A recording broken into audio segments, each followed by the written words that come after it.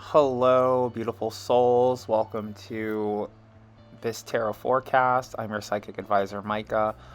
So this tarot forecast will be analyzing the energies that will be happening from April 2025 to March 2026. And whenever I suggest for people to get a tarot forecast, this is sort of how I feel like it should be done. Like it's like a year ahead, what to expect month by month, energetic reading. So, like, um, it's very similar to all the other readings I do. Like the Aries card is the April 2025 card. There's also the self-esteem card, is also the card that's the energies happening around like your father and your father's side of the family, etc., etc. Um, these readings, and I've tried to make this one as pretty as possible because this is like when I do private video readings for my clients, what I usually will do is sometimes I'll show a picture of the cards if they want. I know the cards can be like very scary for people, so I try to leave them out of it.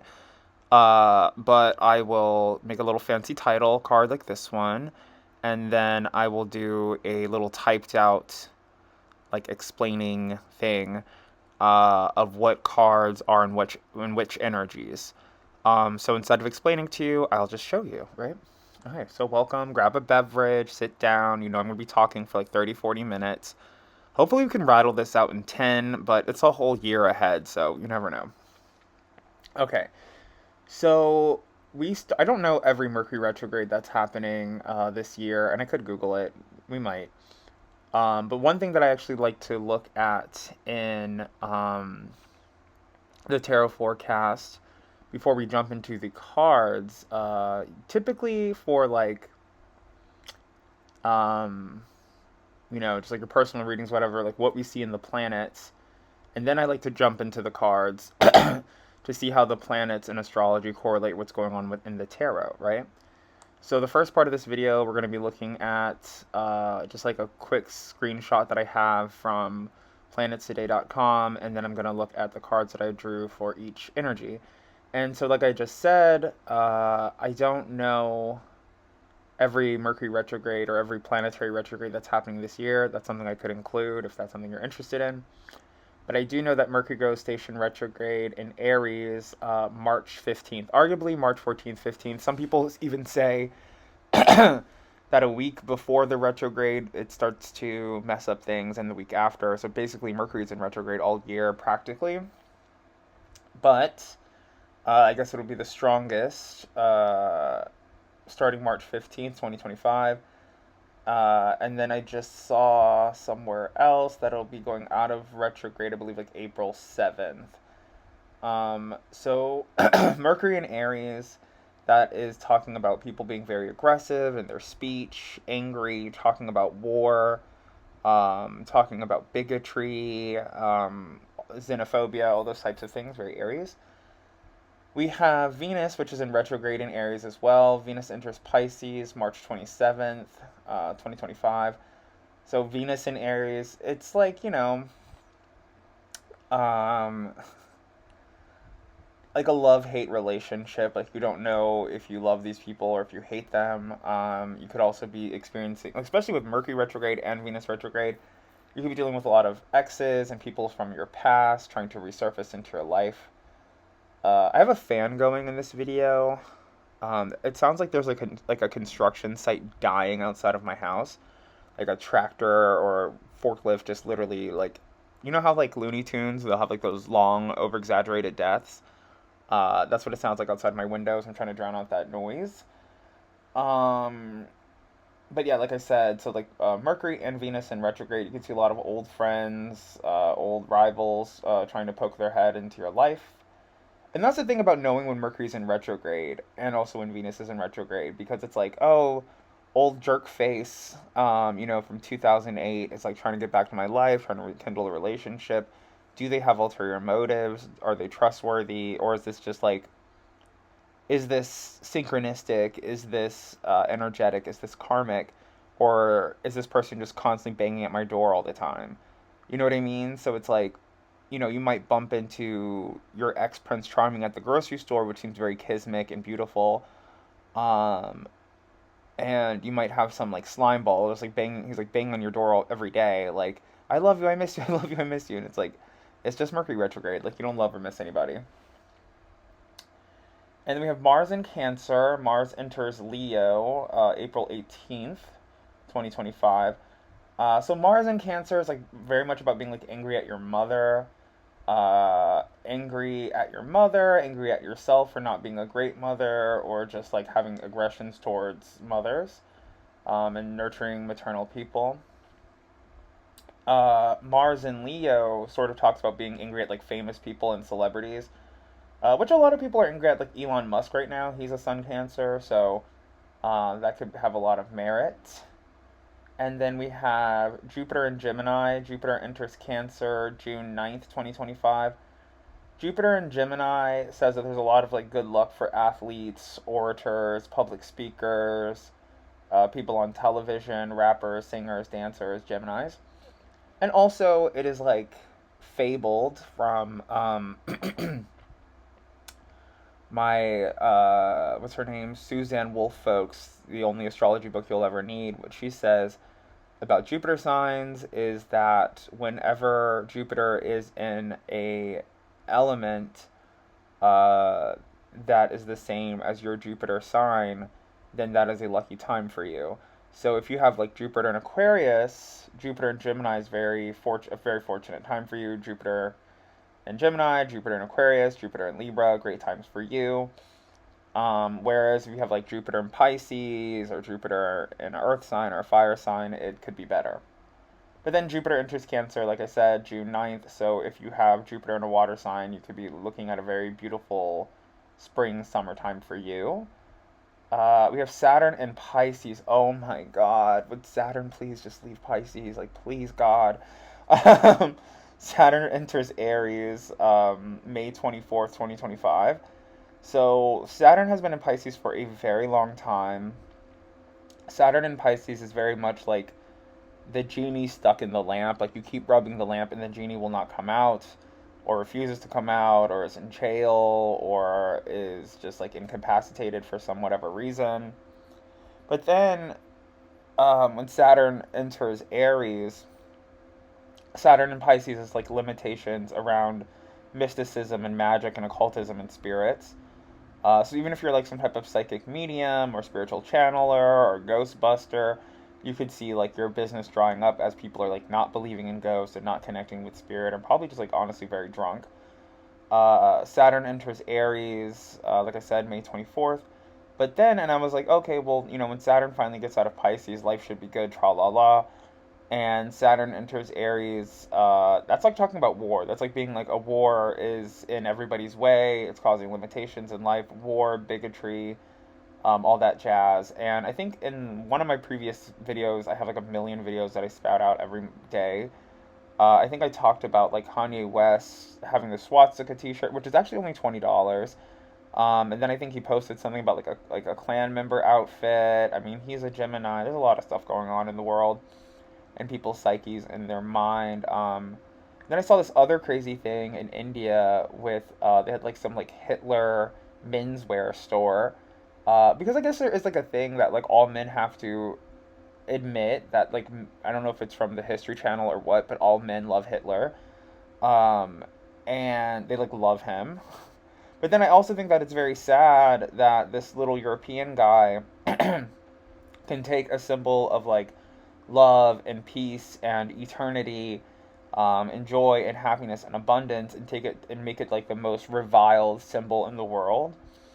Reviled, hated, like the most hated symbol in the world is the swastika, even though it's a symbol of like luck and peace and passion and good things. So maybe there's something going on with that. Hopefully, maybe when Jupiter enters Aquarius, people will get wise to what things actually mean. Um, but this is a very shamanic time. Like, Lady Gaga has a new album coming out. She has a song called Abracadabra. People are scared of it. I didn't watch her Saturday Night Live episode, but it did seem like very demonic for whatever reason. Whether that's just to scare normies or some type of ritual. And then we have Uranus and Taurus. Uranus and Taurus is a very like crunchy time. because Uranus is the planet of like the future and expansion and changes and new technology, and Taurus is the sign of like mud pies and cows and like the past and tradition. So I think a lot of like technology is going to change. There's going to be a lot of changes in just like life and uh, you know business and all that other type of stuff. And Uranus goes into Gemini July 7th, 2025, which says to me Uranus and Gemini a lot more palatable time. It's like people actually talking about this stuff. So, super Uranian or Aquarian to be like, oh, it's okay to wear a swastika. Like, it's hippies. It's from India. It's not, Hitler did not invent the swastika. And people being stubborn and stuck in their ways and being like, no, it's evil. It's the devil. And then, like, with the swastika, with Lady Gaga, with Abracadabra, whatever, they're like, no, it's the devil. I hate it. Um, Uranus enters Gemini, like I said, July 7th. So at that time, it's people are like more willing to have conversations about changes in the future and technology and like, hey, no, I've noticed that like Apple tampers with the software of its old devices too. We should sue them. Um, and then we have Neptune in Pisces, a very auspicious positioning to have Neptune in Pisces. Neptune is Pisces ruling planet, and Neptune enters Aries March 30th, 2025. So having Neptune in Pisces at the same time as Saturn in Pisces is very lucky. Like when I analyze people's natal charts, like whenever I see Jupiter in Pisces or whenever Jupiter is in Pisces, it sounds lucky. It sounds super lucky, right? Even if you're not a Pisces, even if you don't even have a water sign, Jupiter, it sounds super lucky because Jupiter is Pisces' former ruling planet, and Pisces is a joy, luck, happy, go lucky rainbow sign. But it's like the best of luck through the worst of times. So, the world could be ending, comets could be falling from the sky.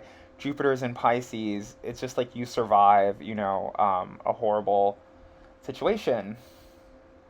Um, so Neptune in Pisces is like right now. There's perhaps like a lot of makeup or illusions being cast to hide the upcoming tension or fight that is about to occur later on in March. Because even as Aries or Neptune enters Aries March 30th, it could sound like all out war, or even like how much of war is an illusion.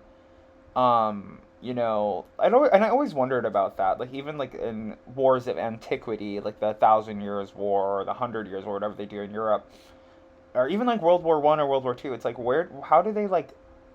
It sounds like a parade, right? Like, okay, Germany, we're gonna meet with you on the French border because you're invading France, and we're gonna have a battle. Like, we're gonna dig fox trenches and foxholes, and we're gonna fight. Okay, like meet me at this. Like, it's like a bully. Like, meet me after school at 3 p.m. Hell no, like absolutely not. I'm not meeting you after school at on March 30th at 3 p.m. so you can fight me. Like, I'm not gonna do that. Win or lose, I'm not doing it.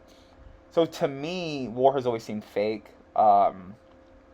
Like the Gulf of Tonkin, the USS Maine, 9/11, and just like it's an illusion. And I think I was actually talking about the Gulf of Tonkin not so long ago, and it's like, how horrible would it be to be like a little Vietnamese person just being like, oh, what is that American ship doing in the bay? Oh wow, it's sinking. Oh, that's bad. Sorry, I'm sorry your boat sank, America. And they're like, you did it. This was your fault. We're blaming you. We're gonna come down and burn your rice paddies. And you're like, oh God, like I didn't do anything. And it's like, so there is no conversation to have or no argument because it's like one of the biggest bullies to ever bully a country is trying to falsify an attack from you. So it's like, you know, you're actually, I had a vision about this, like an old lady in an office being like angry about a young person riding a razor scooter throughout the office or an electric scooter or something, and then like taking a picture with the razor scooter like across, like the razor scooter guy beat me and this is the proof, like falsified evidence, falsified documents. um, to incite a battle or for bullying or for bigotry and war. And then we have Pluto in Aquarius. Pluto goes retrograde in Aquarius May 4th. So we have a ton of Mercury. There's a lot more Mercury retrogrades throughout the year. Obviously, got a Venus retrograde. We have a Pluto retrograde, which obviously talks about people coming back from the dead. But not even that. Like we have AI technology, so you could see a lot of videos of existing living people doing embarrassing things that might hurt your feelings. You know, you might see a TikTok of like Albert Einstein twerking or Muhammad Ali twerking or something, and it sort of upsets you. So that's like Pluto retrograde, like people coming back from the dead, not necessarily like zombie apocalypse, like fist busting through the ground. Um, but then also Pluto and Aquarius, it's like old technologies coming back. And even for myself, I'll spare you the details, but I've been playing like a lot of the nostalgic like Nintendo games. I've really been craving having like a PlayStation or playing Pac-Man, wanting a flip phone, just technology from the past being popular again, like maybe Game Boys or something like that. And even like so, I used to feel I spent a lot of time in my youth learning Sony Acid Music Pro and different softwares that are actually very similar to iMovie. And I was like, you don't even need this stuff anymore. Like YouTube and TikTok, like just kind of washed it all away. I'm so out of date, so useless, you know. Very Uranus and Taurus, right?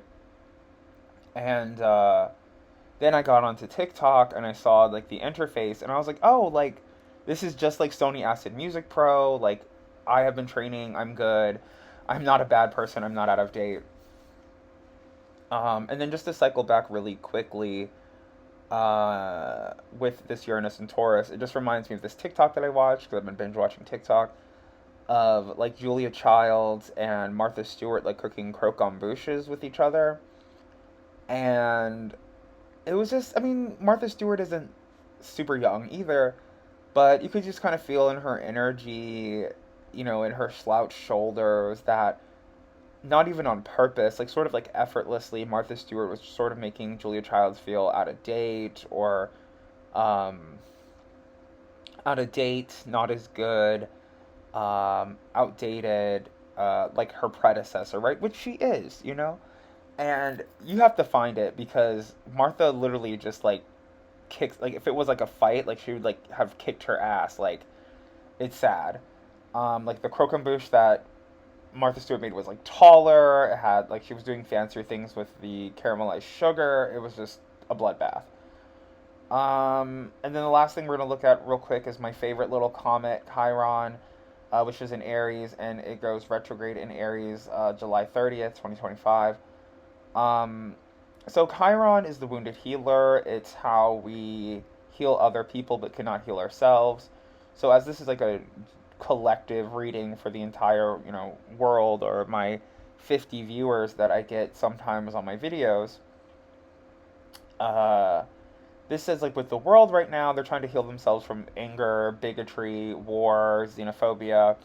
And you might not be a xenophobe. Like you might be sitting there like I would never pack up any race of people or kind of people into cattle cars and send them to the inferno. But that's really hard to stand up for yourself and say when that's going on, and that seems to be like sort of the status quo.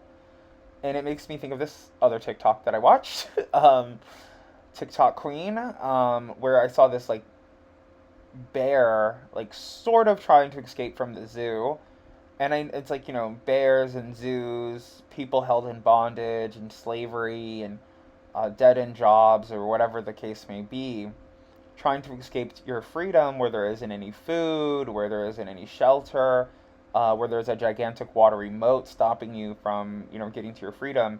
Escaping to freedom sort of seems like crazy, right? Because even in the cycles, let's talk about like American slavery, being on the plantation, and let's say you're a slave owner and you're like, I just literally cannot take like the slaves being whipped, them being all subservient and scared. Like, like this does not make me happy. But there's nowhere to escape to, and like, even as a white slave owner in America in the 1830s or whenever 1640s or whatever time period, um, wanting to fight against that system, like being an abolitionist, like you probably just sound like a hater. Like, oh, you're broke, you ain't got no slaves. That's why you're all against slavery. um, you know. But it's like abuse, like cracking the whip hurts both people. Like there's a blowback emotionally, spiritually, um, all that types of stuff. So even with Germany in the 1940s, 1930s, whatever, uh, them thinking that they're this great superpower, they're making Mercedes Benz, they have the most popular dictator to ever exist. There's blowback. Like people like catch wind and they're like, I don't want to be a Nazi anymore. I'm not wearing Adidas. I'm not wearing Puma. I mean, these people like boycotting Starbucks and like Starbucks and McDonald's, and I'm like, boycott the American government, boycott NASA. Honestly, boycott Germany, boycott Germany, boycott Japan, boycott Italy. But I think a lot of people really believe in like racism and stuff, and they're like, oh, Italian pasta is the best pasta. Italian people are the best people.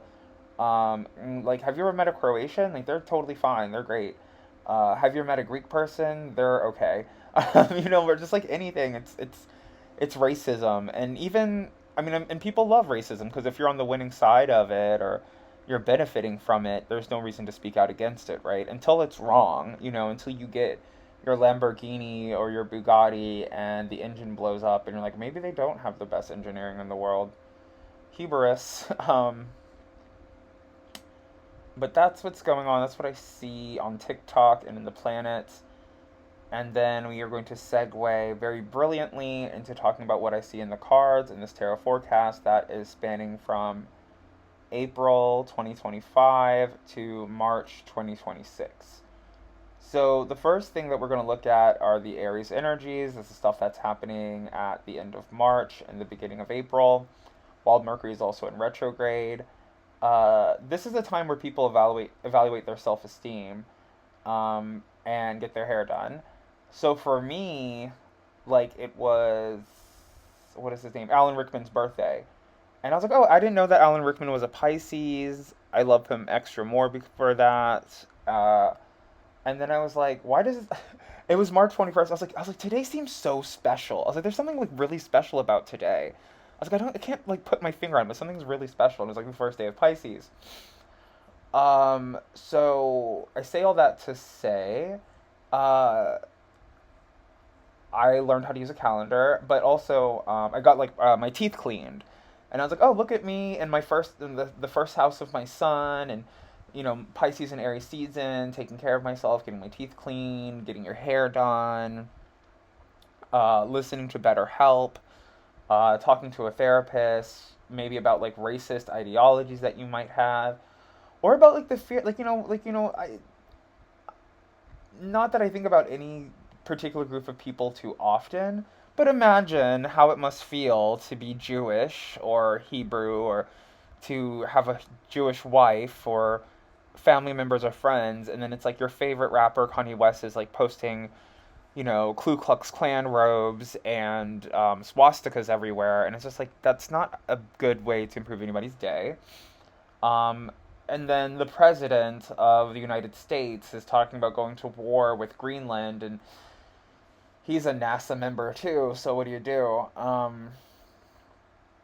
So what I'm seeing here, Aries, self-esteem, the month of April, your connection to your connection to your father's side of the family is the Five of Pentacles. So the Five of Pentacles is obviously a card about like financial destitution. It's about going to a church. It's about receiving assistance. Um, it's about going for long walks. So this is like what energies are going on, but also how to survive these energies, how to attract abundance, how to attract safety, how to attract benevolent people. And it could be saying, like, go for a quick walk. And I know for myself, like, whether if it was a fever or just energy or whatever it was, there was like a snowstorm, I think actually back in February. And I was so hot, like my body was so hot. I was so sick of being inside that I just went for a long walk in the snow, and I felt like instantly better. So the Five of Pentacles is not always just like, ha ha, you're broke.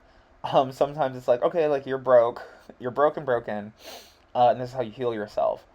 And sometimes it can be just like, going into the fetal position, crying on the floor, like, oh my God, the Nazis are coming, the Nazis are coming, and then picking yourself up and being like, okay, what are we going to do about it? Are we going to quake in fear and sit in the Five of Pentacles all day and night? Or are we going to stand up and fight for ourselves? And then also, talking more about Nazi Germany,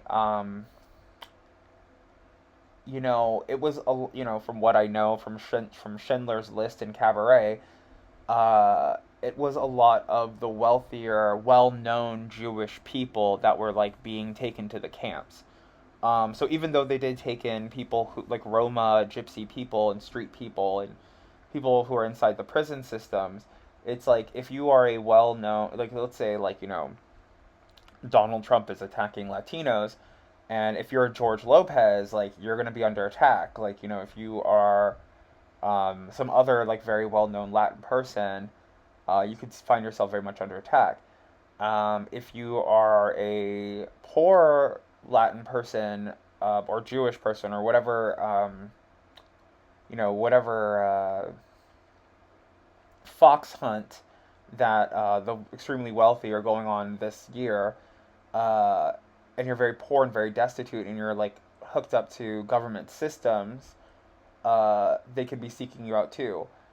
If you are a Latin Aries who's caught in the Five of Pentacles, sleeping on the street, and you're like, oh God, like why have you sent this disaster towards my life? I mean, I'm sleeping in my car, sleeping on my street.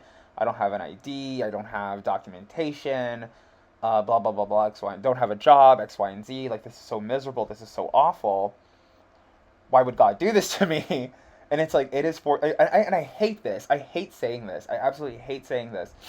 Because maybe I should say it and then say why I don't hate it. But it's like sometimes God sends you poverty not to just humble you, but to also protect you.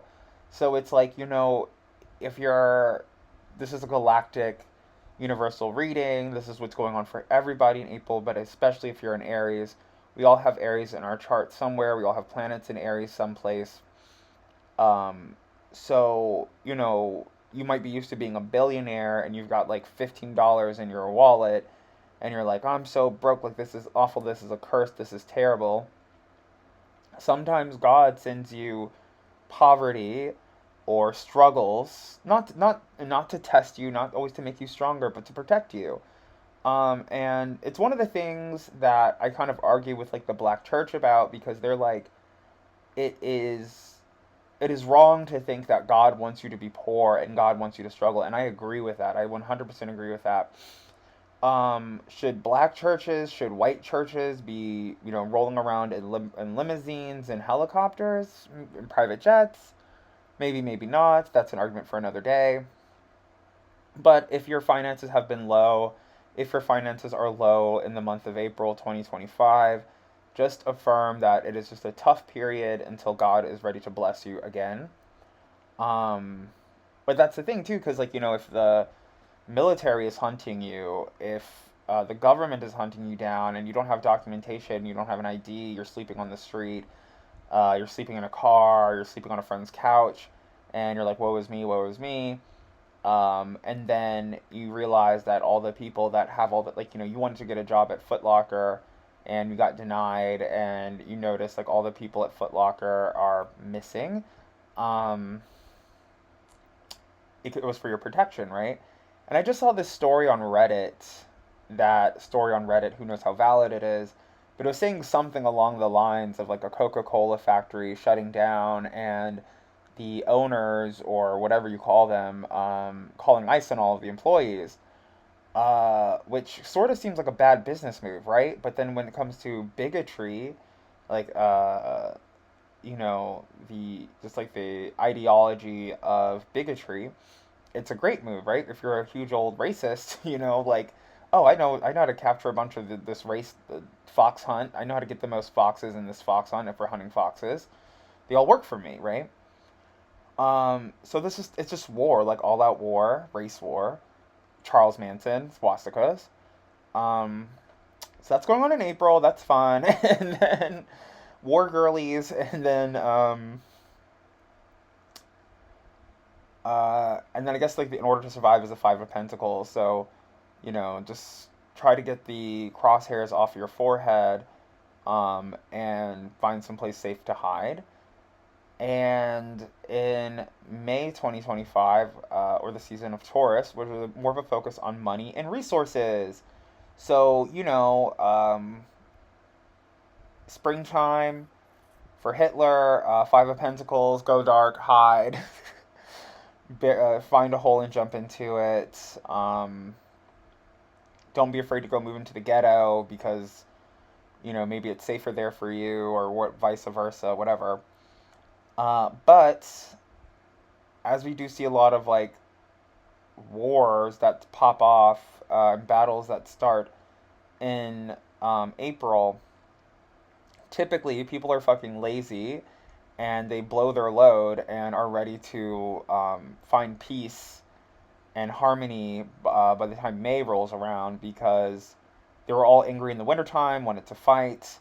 They shot all their bullets and smashed all their swords into plowshares and all their arrows into pruning hooks. Uh, and by the time Taurus season rolls around, they're like, I just need money. Like I'm sorry, I was angry. Like I don't hate Latinos. I was just pissed off. I was mad because Chipotle burritos are small, and it kind of escalated to something crazy. And you don't have to forgive me, as you may now be a wall of illusions in some like neo-Nazi ice camp.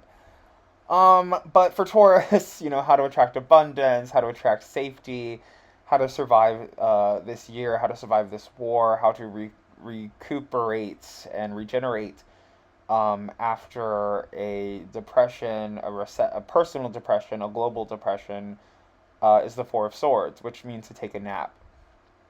So the Four of Swords is sort of a cringy card to receive as advice, mainly because it sounds very church lady. It sounds very like superficial auntie that does not care. It sounds very much like a platitude, like, oh, baby, you just need to take a nap and pray to God.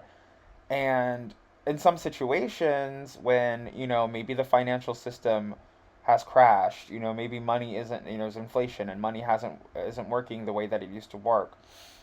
You can't go to City Hall and disassemble it brick by brick. You can't go on a killing spree of politicians and CEOs and billionaires, which I think that Luigi guy tried to start, but it's not going to stop rich people from being rich. So, turning into the Four of Swords, taking a nap, letting yourself, like, how your phone needs your battery to charge, you need to charge your batteries too, but also being well rested. You'll have clearer dreams. You'll tap into REM cycles. You may not just need to spend as much money on coffee and on Red Bull and depleting your resources and finances with a $15 matcha latte that doesn't have espresso in it. You just need to sleep and to pray and to like have God speak to you or speak through you.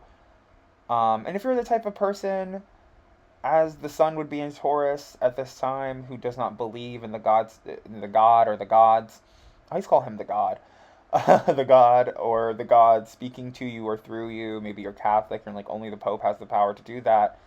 Then sit on your couch like Andy Camp, put a pillow beneath your head, and I guess go to the Pope's YouTube channel if he has one and see what the hell he's talking about, for guidance and for safety.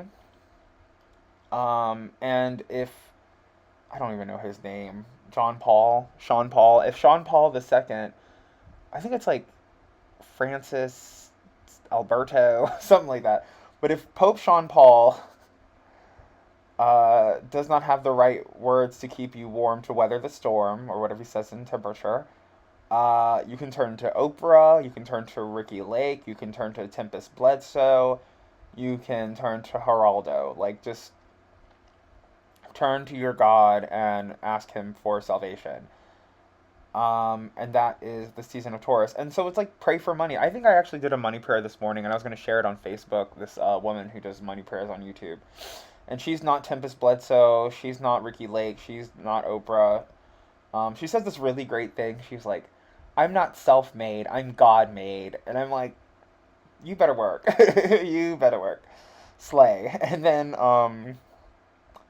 in the I was in the merry month of May, or in May, June, in the season of Gemini, where there is a focus on family, we have the Four of Wands.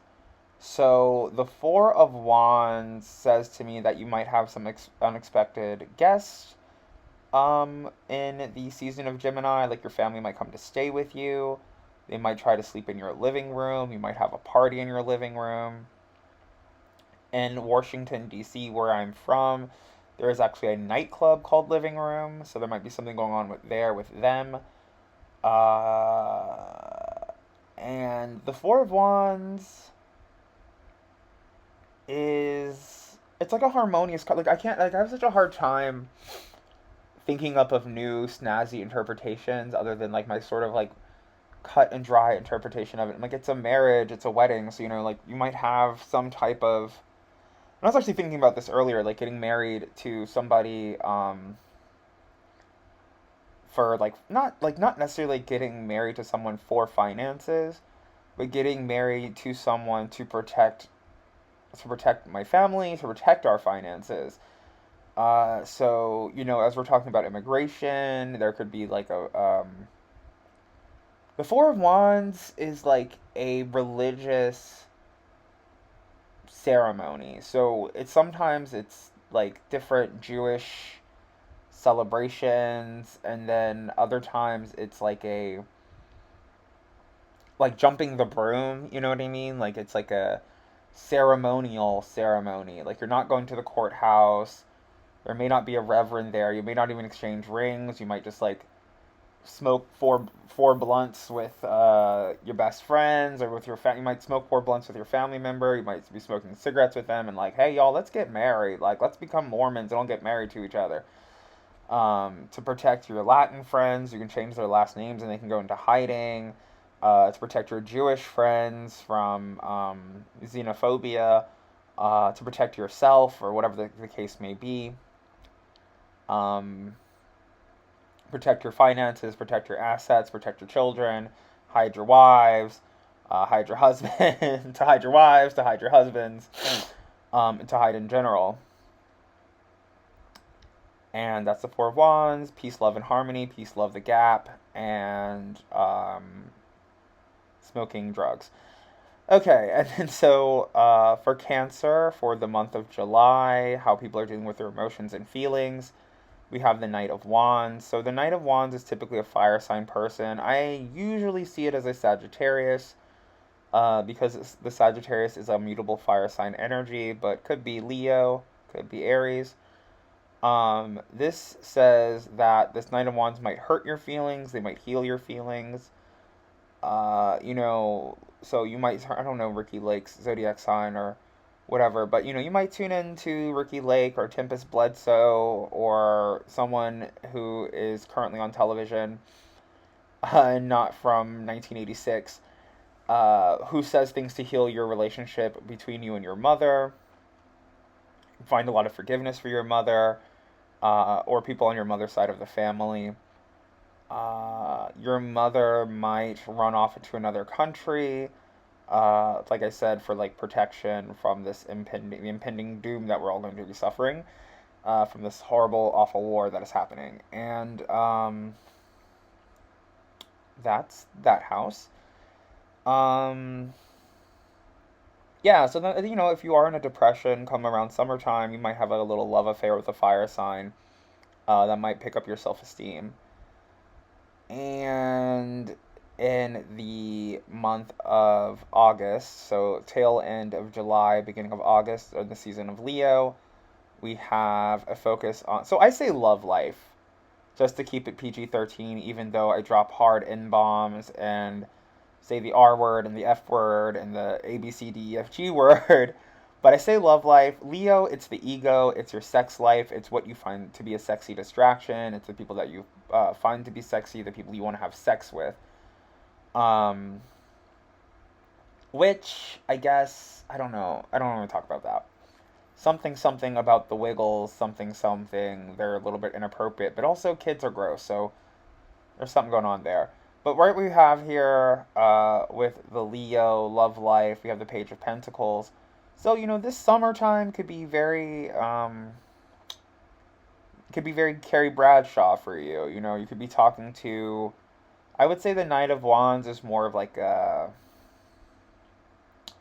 I guess it's like a Aiden, but it's like a Aiden if Aiden was from like Egypt or Saudi Arabia or something. Like if Aiden had a little bit of like a Middle Eastern flair to him, or if Aiden was like Latino in some way. Uh, so it was like not even really. Yeah, I guess like Aiden, like builds furniture, has a cabin in the woods, maybe a cabin in another country. Let's go to Morocco or like Argentina or something. And then I would say the Page of Pentacles.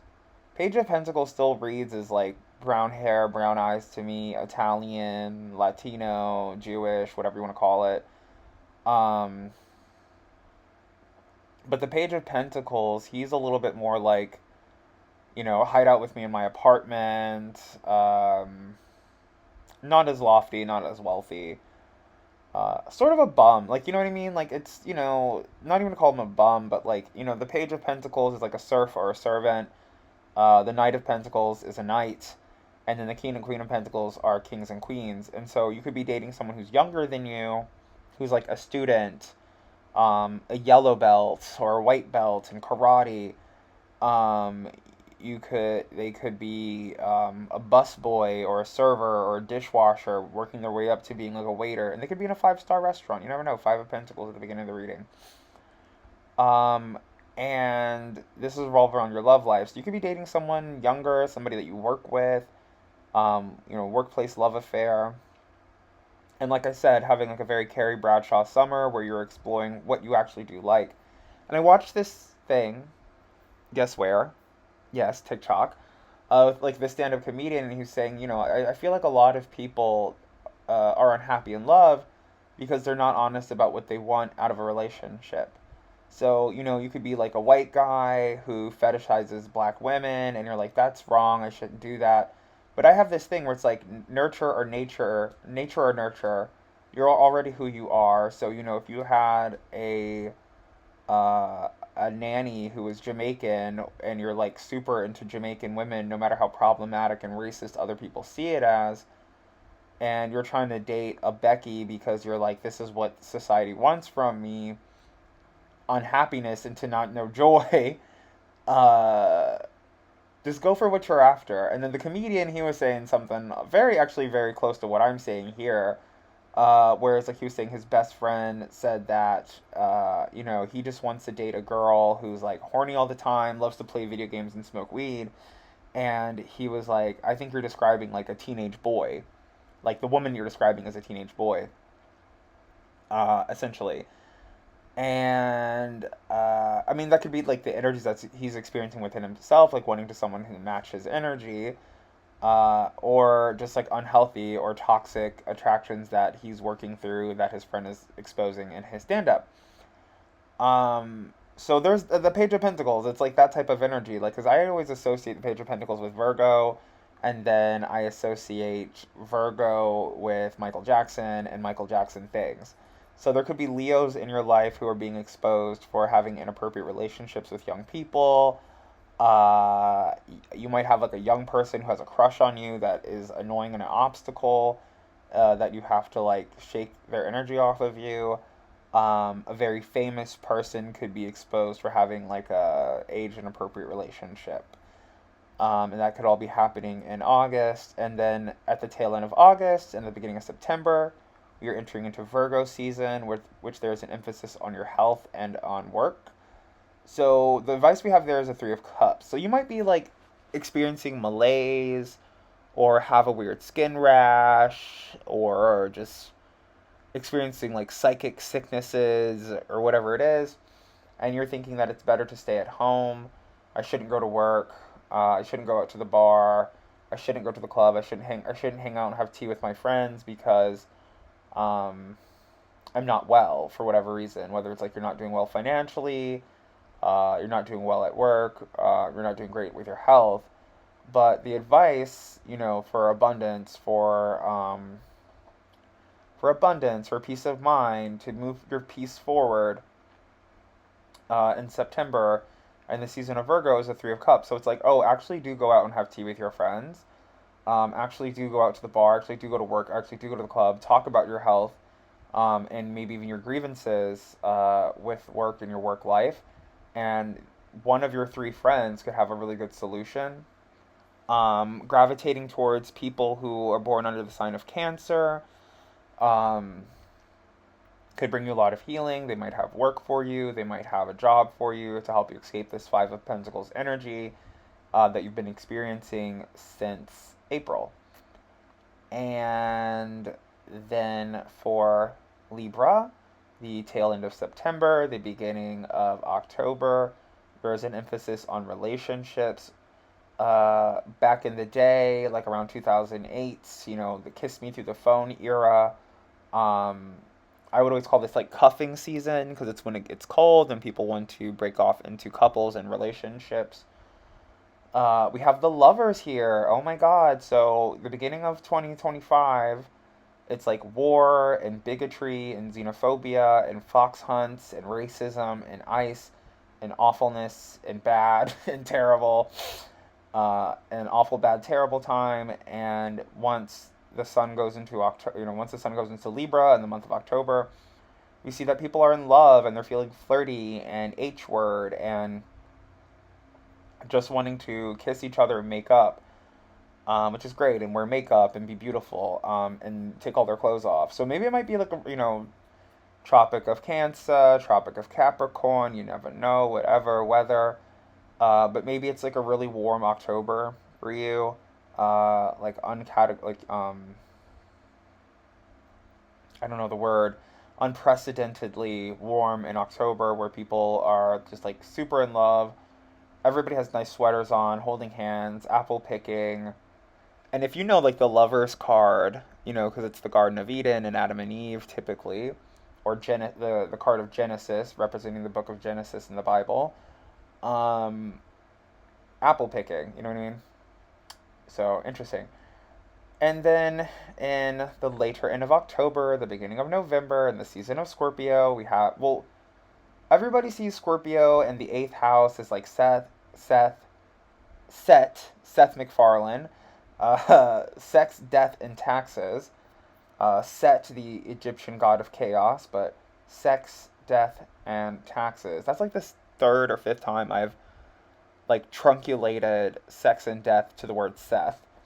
But sex, death, and taxes, revenge, bad, awful, scary, spooky, shadows, terrible time, and Scorpio. But I see Scorpio as the house of wants, wishes, and desires.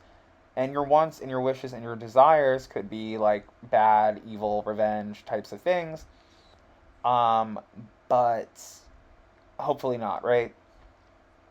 So collectively, galactically, um, nationally, internationally, for everyone, whether no matter if you're a Scorpio, Sagittarius, Capricorn, Aries, blah blah blah, etc. Uh, we have the Eight of Cups here, so there could be this energy where people like want to be desperate. There could be something in the cultural zeitgeist that makes being an addict or addicted to something very attractive. Whether that's people just want to dress like by Felicia, or for Halloween they want to be Rue or Zendaya's character from the show that she was on, who's addicted to drugs for Halloween for whatever reason, or people want to dress up as drug addicts for Halloween, which could be just like dressing up as a celebrity. You know what I mean? So you might get invited to a Halloween party, and you're like, oh, I'm gonna dress as Marilyn Monroe. Um, and then you don't make it to All Saints Day because you die from taking a fistful of pills.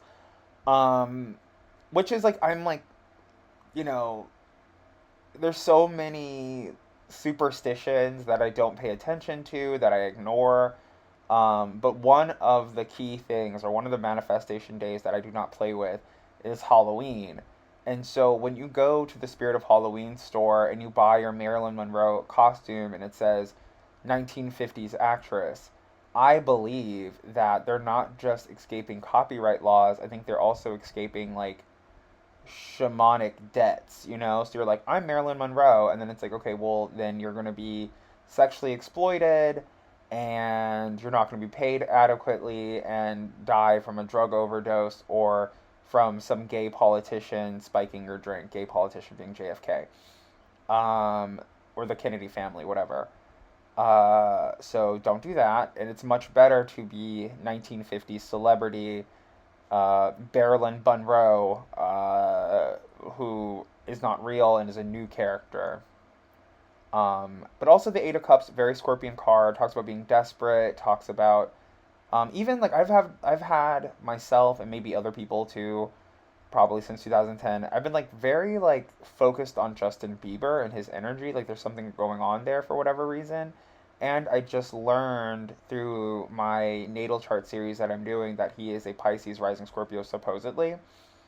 So he kind of dresses like a drug addict. You know what I mean? Like all the tattoos, his like scruffy beard, and so I'm like, heroin chic. You know what I mean? Like it's not all bad.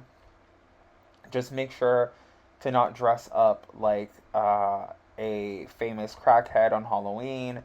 It's okay to wear baggy jeans. It's okay to want to look scruffy. And then this is Scorpio, and I don't Scorpio.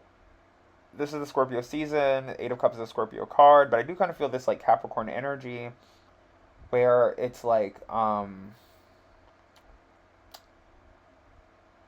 of lost my train of thought just there.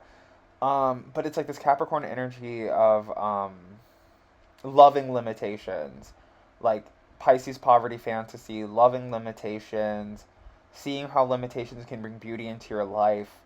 Like Joe Dirt, you know what I mean? Like in the movie, Joe Dirt, who is a fictional person, there is like this one part like, oh, does your beard grow in all white trashy like that, like naturally, or do you shave it every morning? And it's like, no, this is just the way I look. I look this way.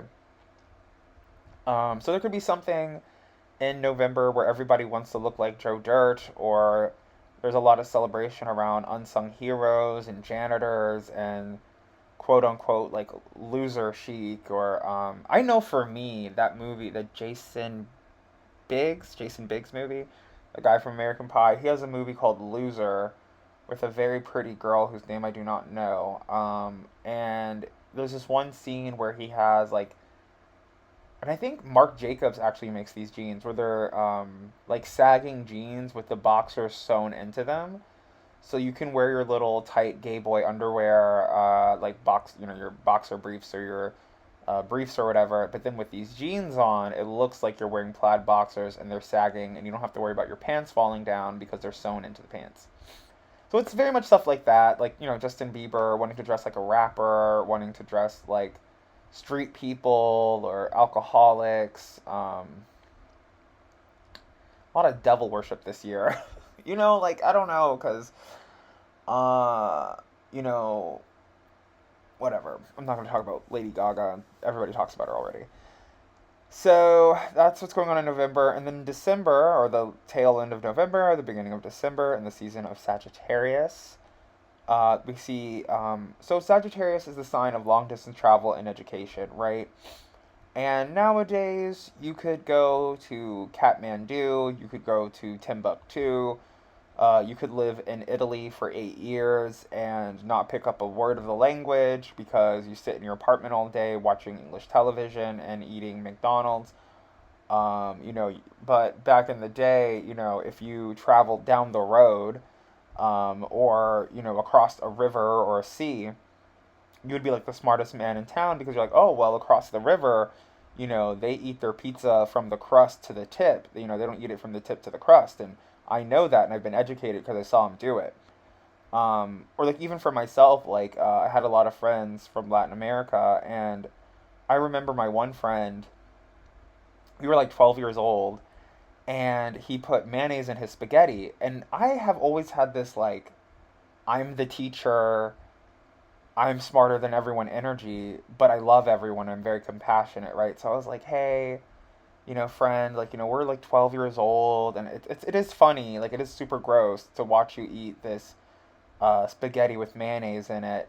But like, we don't really do that anymore. We're practically adults. You shouldn't be grossing people out and like playing with your food. And he was like, "What are you talking about? Like, this is how everybody in my family eats spaghetti. Like, this is like a cult. This is like a cultural delicacy. Like, you're an idiot." And I was like, "Yeah, I know, man. But like, wherever you're from, you're not there anymore." And then I thought about it. Like, I like 20 years later from this incident. Um, Still haven't tried it, but I was like, oh, I guess like mayonnaise is eggs, and like so putting mayonnaise in your spaghetti isn't necessarily like super disgusting. But mayonnaise itself is sort of gross, like it's all like slimy and like whatever. So that was education that I received about foreign culture. It wasn't through travel, but through his travels. And then typically, when you go to college, I think I spelled education wrong. I don't know, maybe it's just the font. It looks super wrong in this font. Sometimes words can look spelled wrong in different fonts.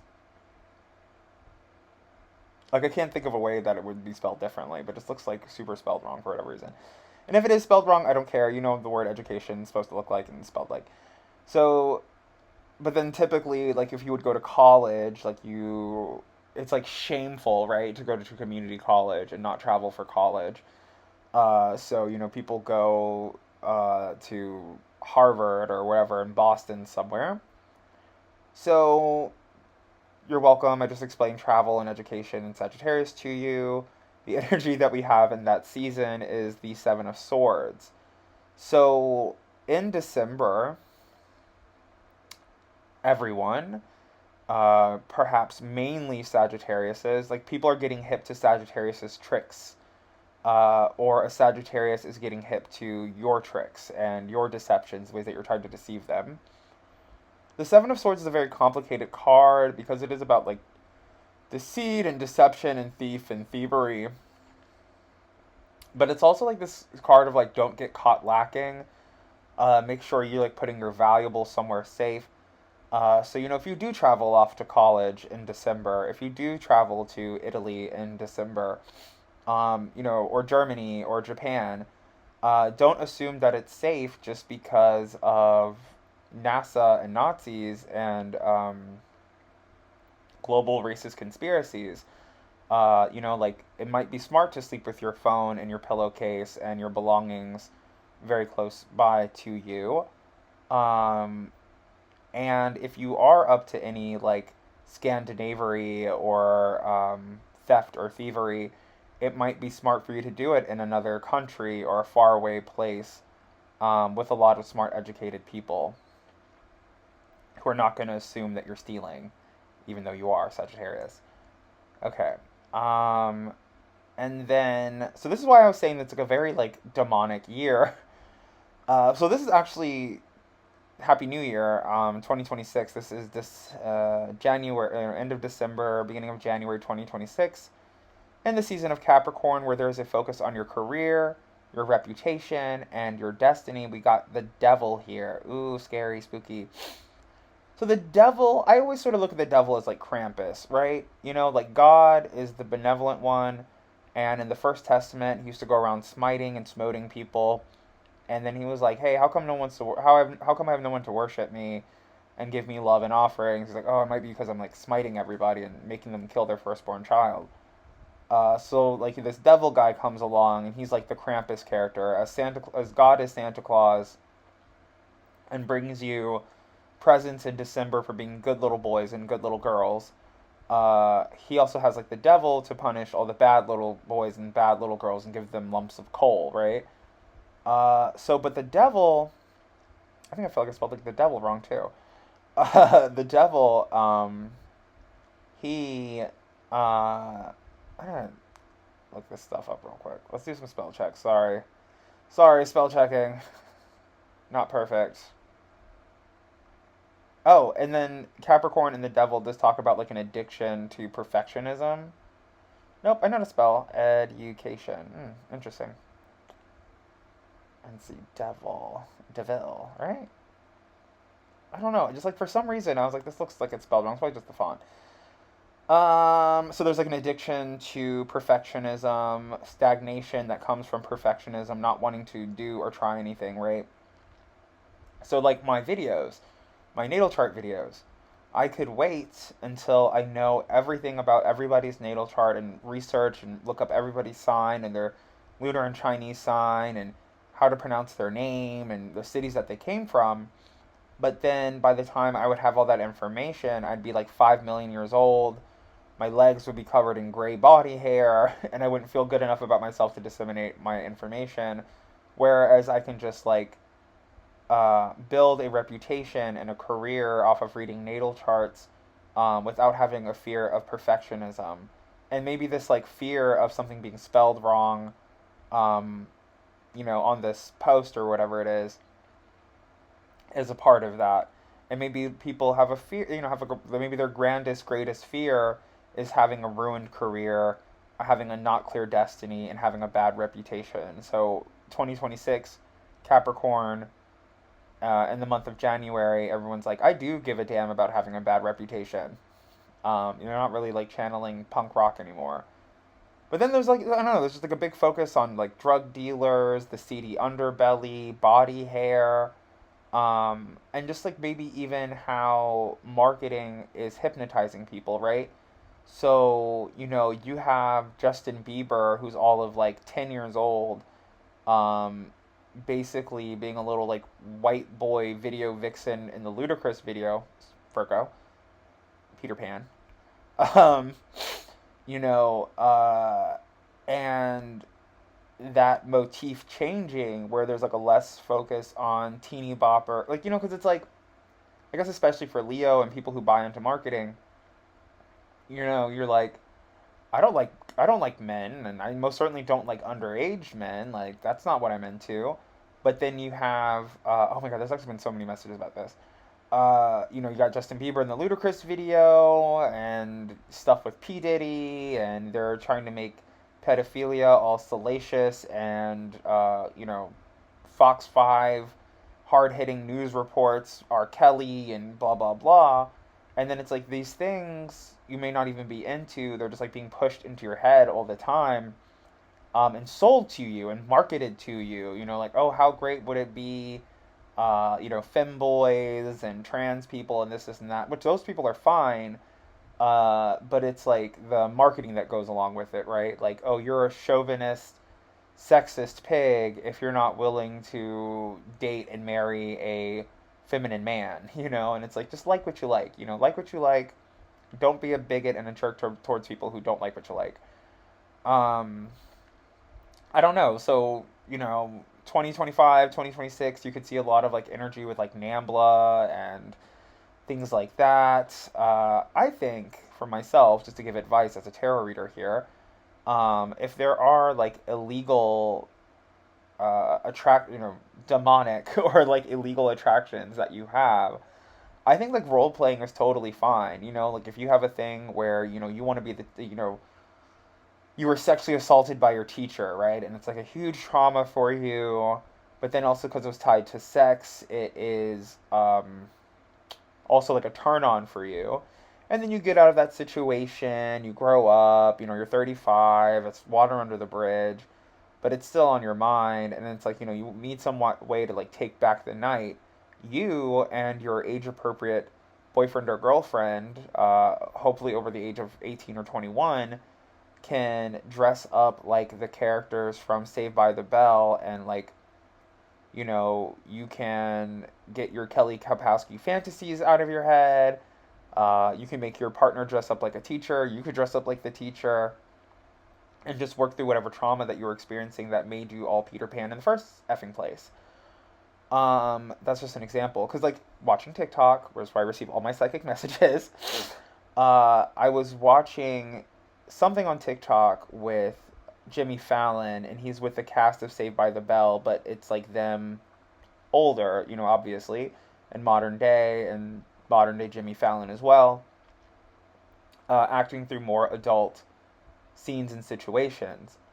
And the TV show that Zendaya is on, which I totally know the name because I'm super hip and modern. I want to say it was Skins, but I know that's wrong. It's like whatever modern day Skins show that she was on. I think there has been this thing in the 2000s where it's like how provocative and salacious it is to have actual teenagers playing teens in adult situations with like teen pregnancy and drug abuse and la la la. But as I was watching that sketch of Saved by the Bell, for me, I was like, it is a lot more comfortable for me to watch adults play teenagers um, going through adult situations. And I think like in the past, in the 80s and in the 90s, like the big thing was like child actors because you can't really get a 35-year-old to play a 7-year-old. I mean, you could, but hard to believe. And that's why I think they had a lot of like the like Webster and other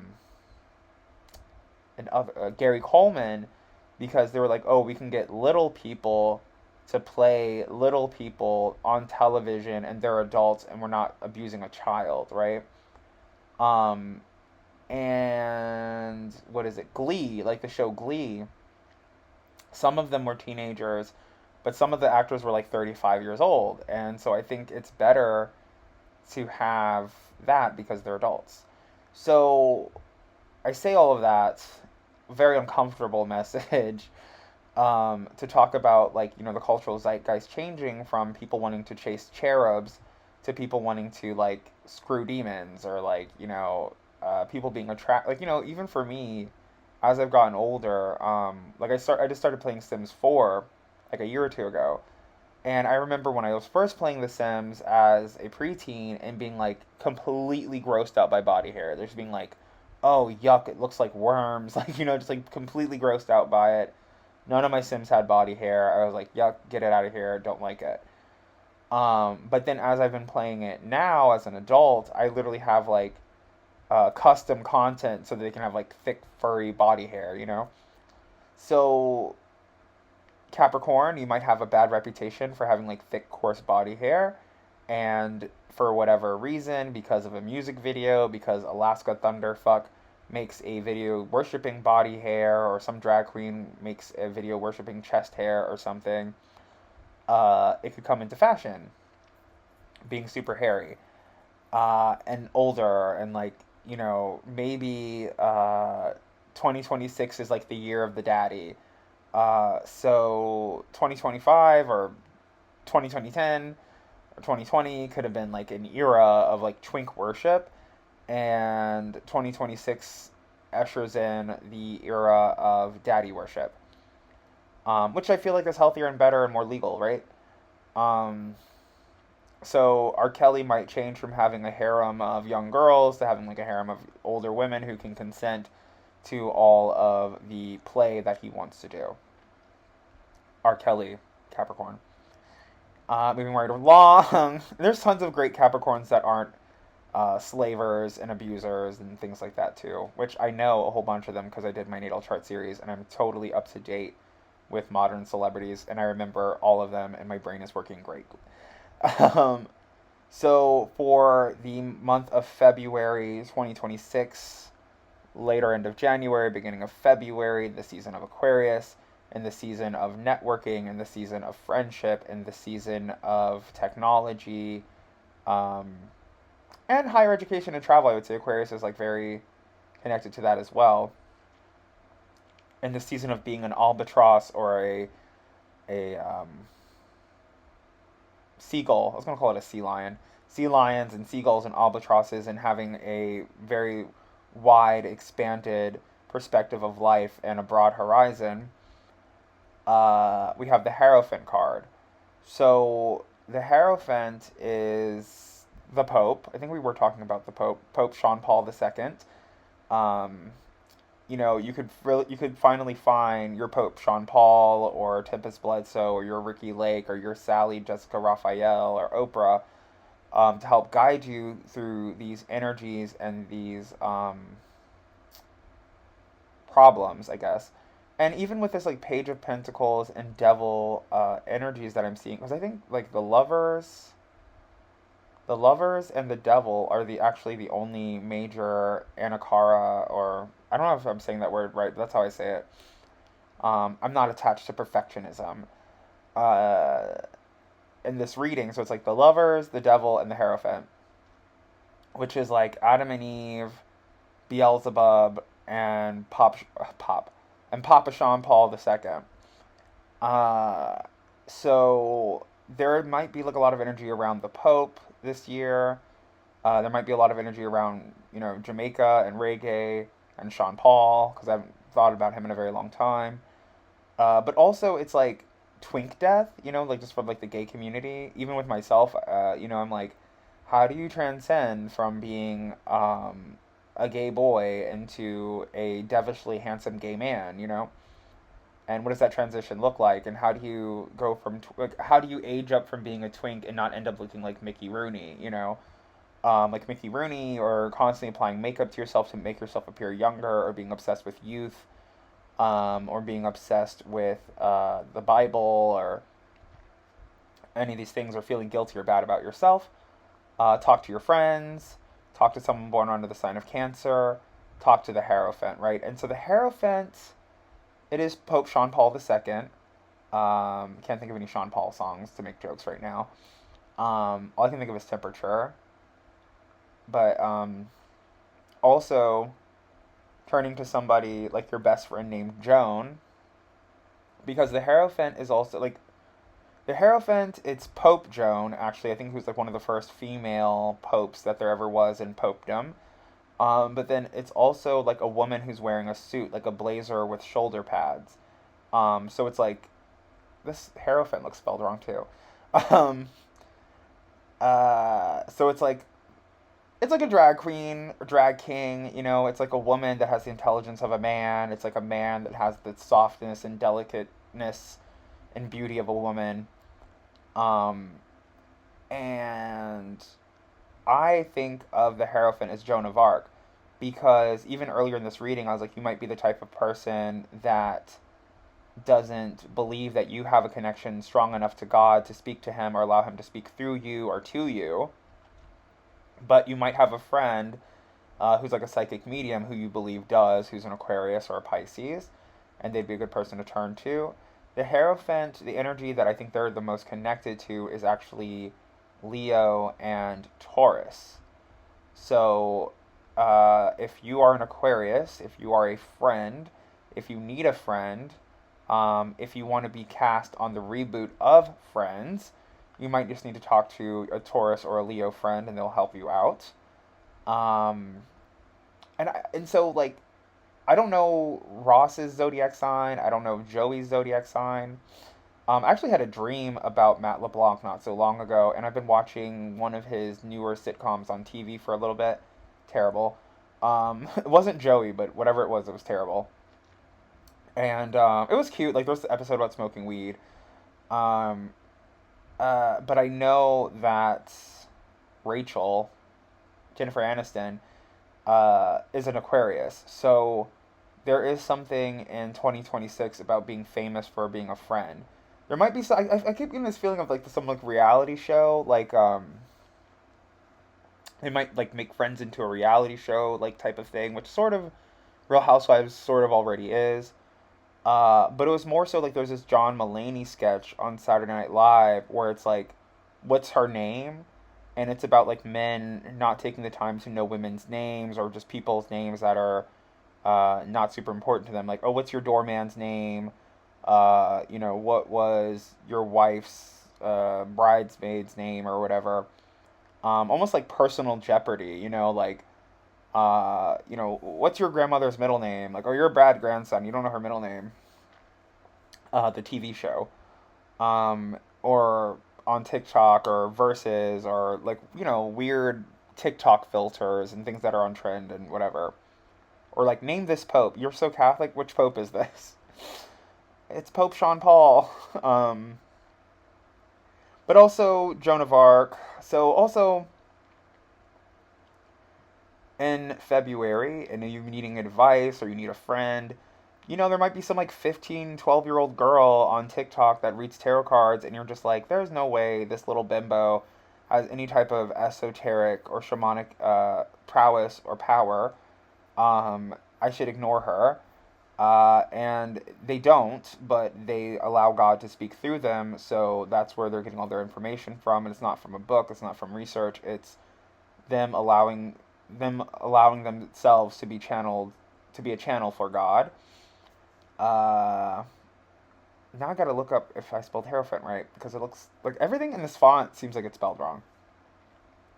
Um, there's that, and then also like Greta Thunberg, the person who might save us from NASA and Nazis and bigotry, might be a young child. It might be a very young person. You know what I mean? Like very King Arthur, very like I said, like Joan of Arc, and even Joan of Arc, who's celebrated in the time of war. They were like, I don't know, this little 15-year-old girl wants to help the French fight against the English. Let's let her. And then she's like, I hear voices, and God told me to do this. And they're like, we're gonna set this girl on fire. Like, what is she talking about? She's the devil. So like you just have to kind of maybe work through that energy. Okay, and that's Joan of Arc. You guys have got a lot of Sagittarius education in this reading. Yeah, this sort of correlates to the planets, as there's a lot of planets in Aries and stuff in war. But moving right along, March 2026, towards the close of this reading, in the season of Pisces, in the season of spirituality, in the season of secrets, in the season of occultism and magic and spells and um, saviors and Jesus and all things Pisonian, we have the Eight of Wands, right? So the Eight of Wands is a card about things moving quickly. At the time of recording this video, I do typically see the Eight of Wands as a card that talks about Mercury retrograde. So whatever themes are being rehashed in Mercury retrograde 2025 might resurface in March 2026. The only thing that I really feel bothered by in Mercury retrograde is travel.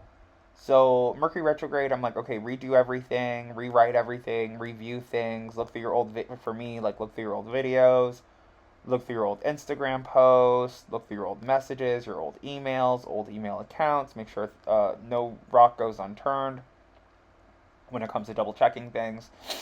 But when it comes to travel, like you're not an airline technician. You can't double check the engine of the plane that you're on because you don't even know what you're checking for.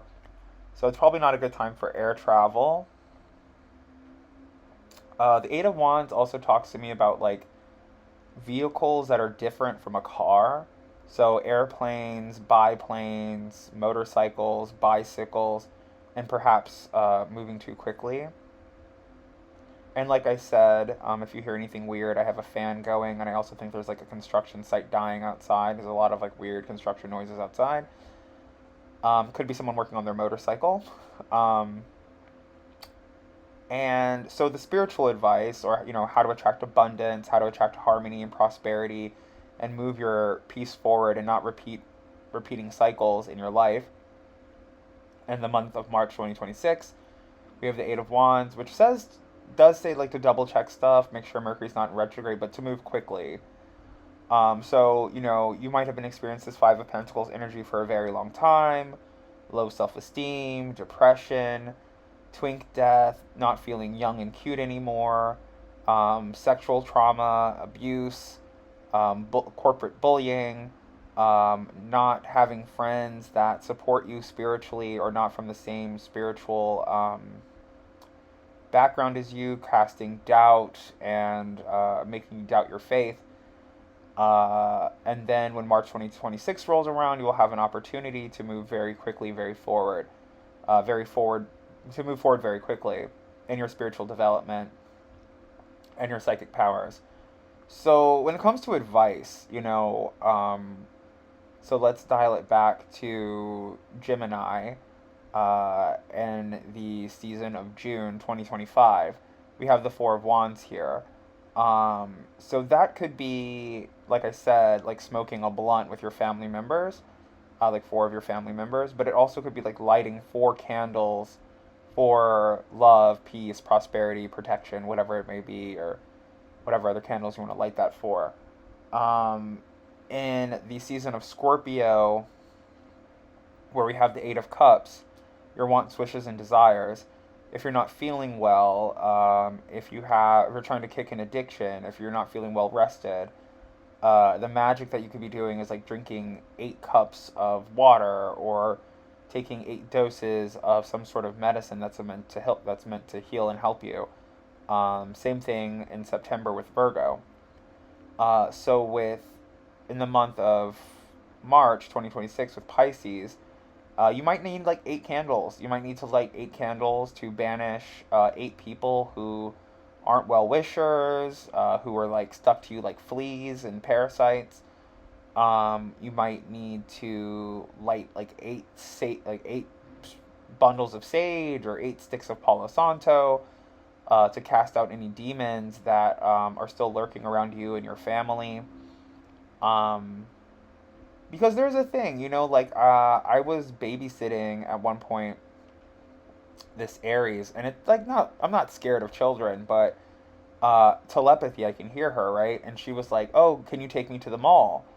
And I was like, "I would love to take you to the mall. I love going to the mall. I love the mall." The Pentagon City, so not the National Mall, but like the National Mall. Like not like the Washington Monument and the Lincoln Memorial, but like the most famous mall juxtaposed to DC. Like it's not even trash day, and I hear like a trash truck. I swear to God, what is it, Tuesday? No, today's like Monday. I always hear my trash truck on Tuesday, and I'm like, trash day is Friday, so why do I always hear a trash truck like all the time?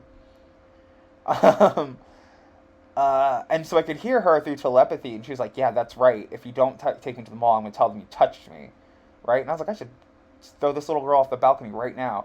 But anyway, I took her to the mall, bought her Popeyes, bought her macaroons, and like treated her the way that adults used to treat me when I was a kid, which was kind and not like humble brag. Was never really sexually abused. Went to Catholic school too, so I might be ugly, but like I might just be unattractive and smelly. But like I'm not out here to hurt anybody's kid or to hurt children.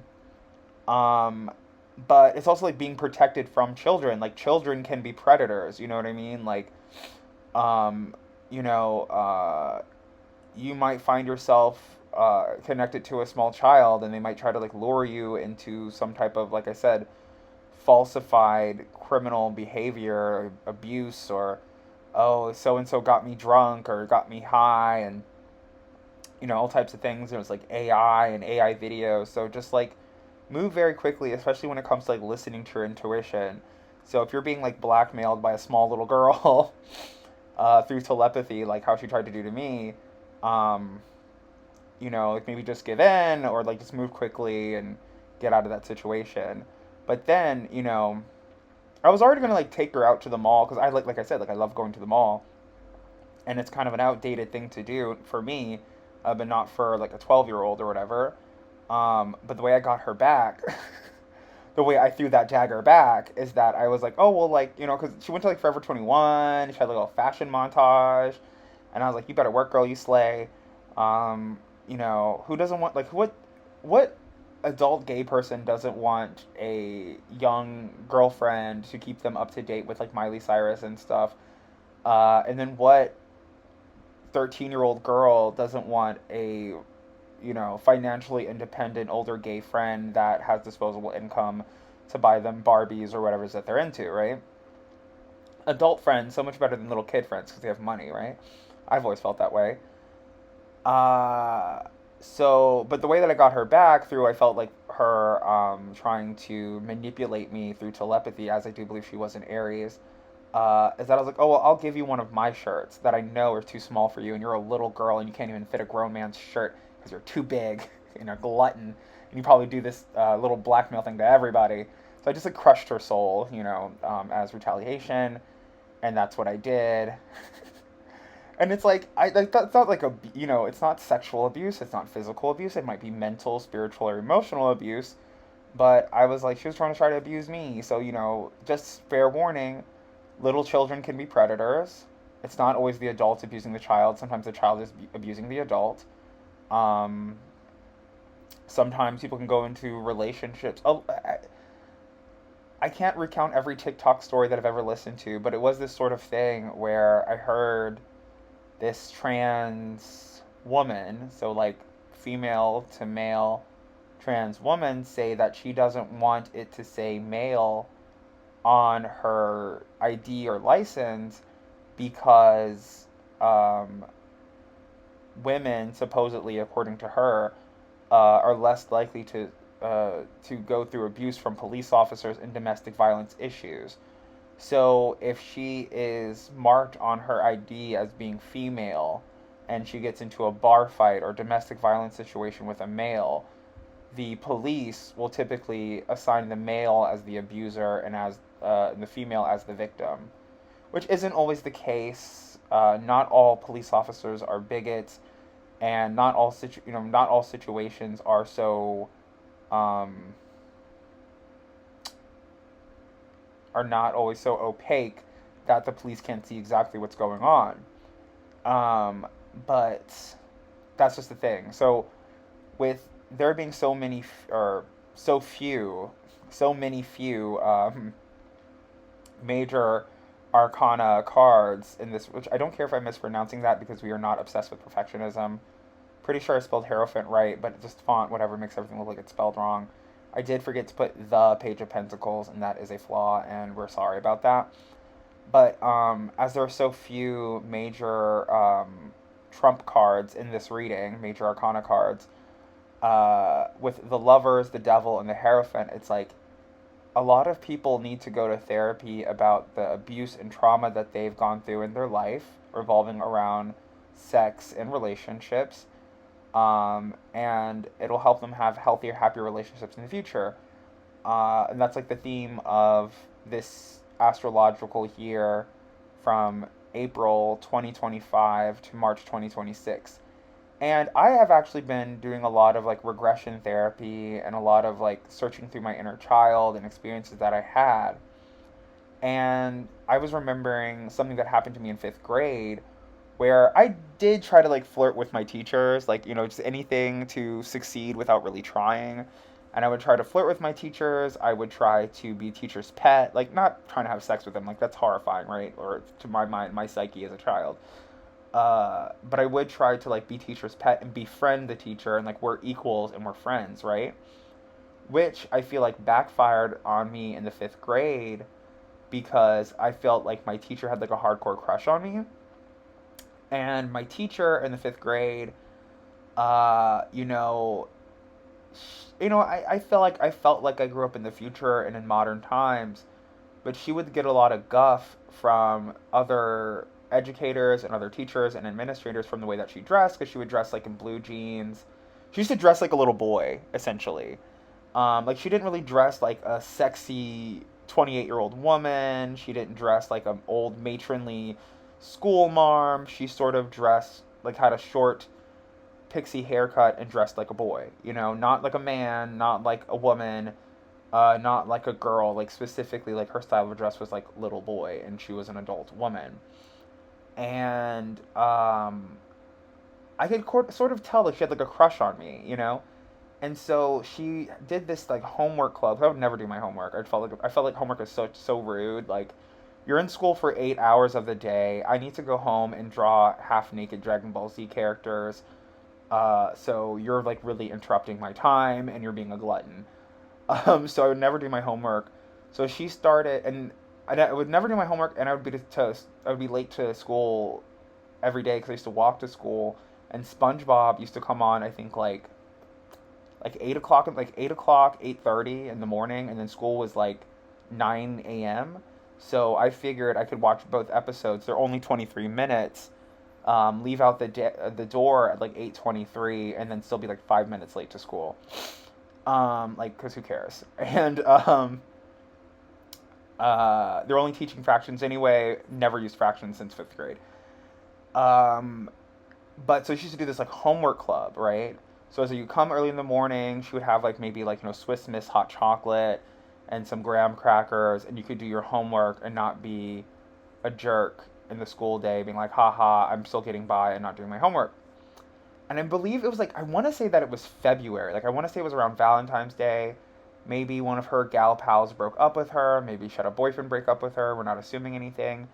But she had like strawberries and like bagels and cream cheese, like very like romantic food. And I remember like just forgetting about, I'm 10 years old, like I'm more concerned about like, you know, like not wetting the bed and like watching SpongeBob and, dealing with the drama that I have in my house, than the feelings and the emotions of like a quote unquote asexual fifth grade teacher. But I remember also like being like very hungry because I was dealing with like food scarcity as a kid. I was dealing with abandonment issues as a kid, like so many different things where like homework club infractions were like the last thing I could possibly ever think about. Honestly, going to school throughout my adolescence was like fairyland pretend time where it's like, oh, like we're going to learn about cursive and fractions and things that you're never going to use when you go home and you're going to be like, I need money and I need food and I need to feel safe. But I remember she like threw all the food away into the trash can, like had like a huge blow up, was like right in the face. I'm sure she thinks about it too nowadays and is like embarrassed. But I was like, oh, this breakfast was for me. I was like, because there was other kids there, like there were other kids there, and there were other kids who would come to the breakfast club. But she was so angry and so upset that I wasn't there. And I remember this other girl. I want to say her name because she was like such a beautiful soul and probably a lesbian. We'll call her Shakira, because I love Shakira. But it was like, and I believe she might have been like the only person at the little romantic Valentine's Day homework club breakfast thing, and maybe that made her feel very uncomfortable about her sexuality, because she's a 28.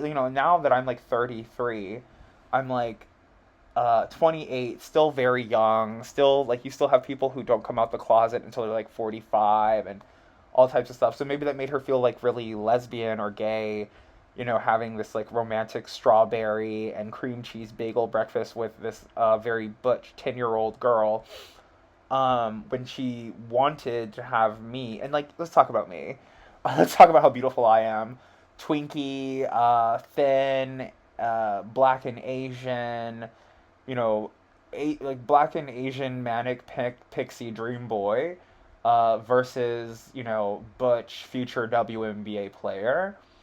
So I just think that she was going through a lot of toxic attractions to Daikender, Daikender being me, and the other students, and she like threw all the food away. And I remember I was so hungry, and she was so upset and red in the face and crying, and I was like, "Old lady teacher, like I'm sorry if you didn't have a Valentine's this year, or I think it might have been in March. It might have been for my birthday. I don't know." Also, my name is Hebrew, and a lot of people assume that I'm Jewish, not Jewish. So maybe the bagels had something to do with Judaism or something. I don't know. But this whole reading reminds me of that story. So there's a lot of uncomfortable things going on when it comes to being a teacher. I honestly feel like they're going to get rid of teachers because I don't feel like people have ever trusted teachers. And like I always joke, I'm like, if it was 1640 and I need my 10 kids to help me on the farm, and then some like childless lady from up north comes down to my city and is like, oh, well, I need your kids in the schoolhouse from 9 a.m. to 3 p.m. for like 6 to 8 hours, and then I'm gonna give them homework, so I can teach them spelling and cursive and spells. I'd be like, if you don't get your little witch ass out of my town, I would probably burn her at the stake. I'd be like, what did you just say? I'm gonna burn you at the stake just for saying that. I don't even believe in witches, but just whatever you just said sounded evil. I do believe that teachers are going to be like replaced with like Bill Nye the Science Guy and like videos. And even when I was attending Arizona State online, it was just like a digital teacher who did have like a thick Indian accent, and I was like, wouldn't this be better if we could get somebody who speaks English as a first language or clearly to do this? But I think there will be. I think like there will be a person, like I said, like there's like Bill Nye the Science Guy, and to more talk about my adolescence and me, and myself.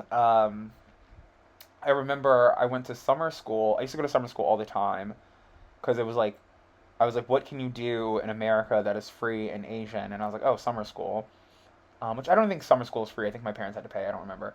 I wasn't paying for it. It was free for me. And I remember going to summer school and being in maybe like seventh grade or eighth grade.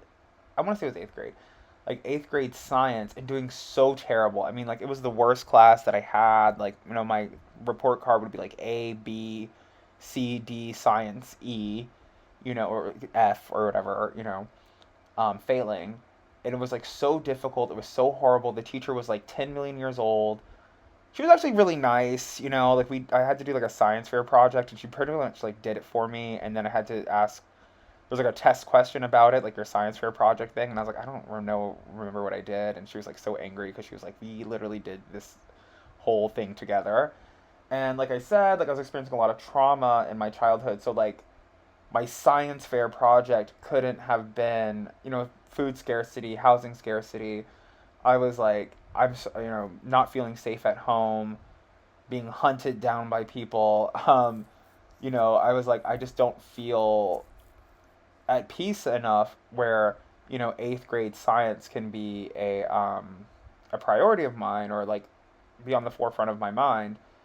And but that year I went to summer school, and literally all we did in summer school, we had this really great young teacher, male, and he didn't really like talk to us. Like at the beginning of the class, he'd give a little intro. At the end of the class, he would say goodbye. And in the middle of the class, we're watching Bill Nye the Science Guy, and he's like on the computer doing something, like being preoccupied, just kind of making sure we're not stabbing each other in the ear with pencils. And that's how I feel like teaching should be, because like how crazy is it to be a teacher and have to give like some performance or dissertation, the same performance and same dissertation like 8 times to a bunch of to 20 disinterested preteens, And I mean, like if I was a teacher, I would like spend the first year recording all my classes, recording all of my smartboard interactions, whatever. And then by the next year, by the next season, they're just all watching videos like how I do with YouTube now. But in that class, for whatever reason, if it was because there weren't age gaps or because of the modernity of watching Bill Nye the Science Guy, I was competing with my best friend for like the top grade in that class, which went from failing during the regular year, which regular school year, it's all year, it's like, what is it, like 8 months out of the year or 10 months out of the year that you're in school, and they have to kind of like stretch this stuff out, which makes it a test of tolerance, or like I don't know what you call it, like a stamina test, like how much eighth grade science can you take, versus in summer school, which is like about a month or 2 months, and it's like, okay, let's try to get this done as quickly as possible. It's not an endurance test; it's just a test on how well you are educated and how well you can regurgitate information. So like me and my best friend, were competing for like the top grade in the class, which I think I had like a 98.8, and she had like a 98.7. Like I literally beat her by like 1 point, and I was like, suck it. So I feel like for whatever reason, because of abuse, because of children abusing teachers, because of teachers abusing children, I think there's going to be like a huge reformation in education. Perhaps because of war, because of racism, because of apartheid, who knows? I do feel like there's going to be a lot of like racism, bigotry, and even like maybe even like government interactions between like race relations, and maybe even like global governments like the UN being like, maybe we need some type of like age segregation or race segregation, or like what do you call it, socioeconomic segregation, because of discrimination, because of hate, because of bigotry, whatever, and because of lesbian teachers trying to crush my little femboy heart when I was 10. So that's stories that I wanted to share with you, things that maybe I needed to have talk therapy and Hierophant about my experiences, and hopefully that makes other people more comfortable to share with me or to share with other people. Around 2016, as I was preparing to do some type of like video blog or get into vlogging, super craving a salad all of a sudden.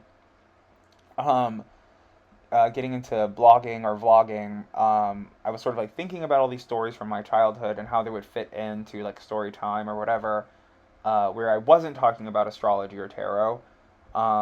So I would people would come to me with their problems and be like, "Oh, my mama used to hit me with a wooden spoon, and now I don't like wooden spoons. Oh, I always cook with a plastic one and I melt it, or metal ones and it makes the tomato sauce taste bad." Um, Even myself dealing with my abandonment issues, and like having nights where I would like repeatedly, my dad's in jail, can't find my mother, repeatedly calling my mother over and over again, where it made getting on the phone or calling people on the phone in my adolescence like a trigger and trauma for me. But I just have this like, maybe it's something in my 10th house or something, but I just have this like, might was it Kelly Rosano, one of my favorite YouTube astrologers, she used to say higher mighty presence or mighty iron presence or whatever, where I was like, I'm not gonna let anybody traumatize me. I'm not gonna be a broken toy because these people are trying to break me. You know what I mean? So I was super into like talking on like, had a lot of trauma around it in my like middle school, adolescence era. But I had friends who I would like rush home, burn out all of my T-Mobile prepaid minutes talking on the phone with them. I would meet people on MySpace and be like, "Oh, let's talk on the phone." Like complete, like, how do I, you know so I had telephone trauma, and then, or like, let's say you have telephone trauma, or like swimming or going to the pool trauma, and the way that I would always take it on, maybe it's the Mercury and Aries, I don't know, but it's like, okay, I'm afraid of deep water, I'm afraid of the pool, because I almost drowned a couple times too when I was a kid. Like, there's summers where like you could not keep me out of the pool, was always in the pool, everything I owned smelled like chlorine, because I was like, I'm not going to be traumatized by this African woman trying to drown me. Um, and then and then the telephone trauma from my own mother, it was like, I'm not going to allow her not being prepared to be a parent or to be a good parent stop me from having friends, from talking on the phone, from being the young fun person that I want to be, and then also later in life, doing telephone psychic reading. So it's like, if I were to carry that trauma of abandonment throughout my 20s, throughout my 30s, I would have a huge pit of financial disparity of me not being able to talk on the phone with people and doing telephone readings. And I know for a fact that a lot of the people that I work with on Reddit, who probably aren't the most socially adjusted people in the world, you don't want everyone to know your name and your phone number and all your information and look you up and like be standing outside your house one day. But I know that they have trauma about like being heard or hearing their voice or having their voice recorded and played back to them.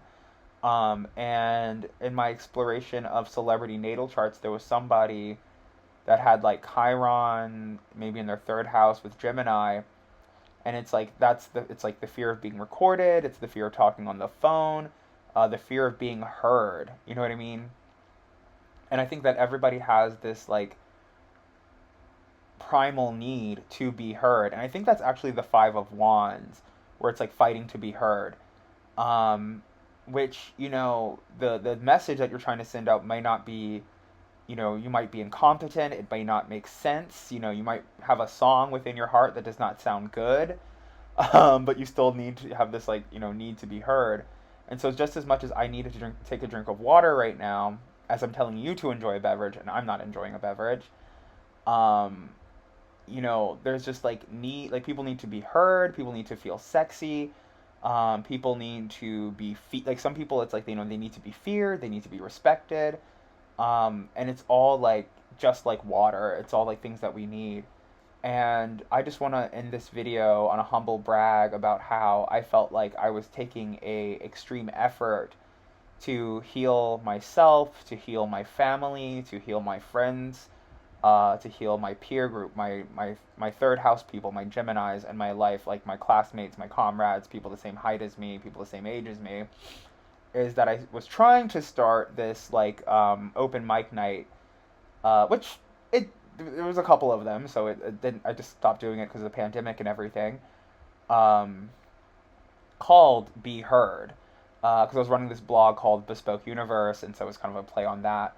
But there is like this need for people to like be heard, to be listened to be respected, and talk therapy. So it's like, you go talk to a therapist and you're like, I'm really mad at my cousin because they never took me camping, and it's kind of like an irrational hatred that I have. And your therapist can be like, yeah, it's not, your cousin is practically the same age as you, is just as abandoned and lost in life as you are. So you can go around hating them if it like helps you in some way, if it motivates you to have like a rival and gets you out of bed in the morning. But you also have to have an understanding that hating them isn't going to do anything for you. Hating your cousin isn't going to take you camping. Um, Being mad at your mother your entire life or afraid of telephones isn't going to help you get a job. It isn't going to help you form a relationship. It isn't going to help you start your own business. Like, I have zero trauma. I mean, I guess maybe this stems from arguably whatever, nurture nature, but like I have no qualms like calling people when I work for a marketing company. I have no issues with trolls on Reddit being like, oh, the reading didn't resonate. I'm like, no skin, no tax off of my pay because whatever. Um, so, and it's like you might even have like irrational fears, irrational traumas, irrational hatreds towards people, and you need to just like say it out loud for them to be like, that is the dumbest thing I've ever heard. Please move on with your life. And you're like, you know what? Now that I say it out loud, it doesn't make any sense. Um, and I know I said that was the last story, and that this video is literally 2 hours long, and I was just mocking Chris Brennan from the Astrology Podcast for posting a 3 hour video. But I want one last story uh, of how. Well, I guess I kind of forgot the story, so maybe we are going to end. But it's like certain lies that people have told you that you just kind of accept. You're like, oh, whatever. Like, I'll accept that lie. And then you repeat it to somebody else, and they're like, that doesn't make any sense. Like, and you're like, yeah, now that I say this out loud, that did make sense. Like, you're right.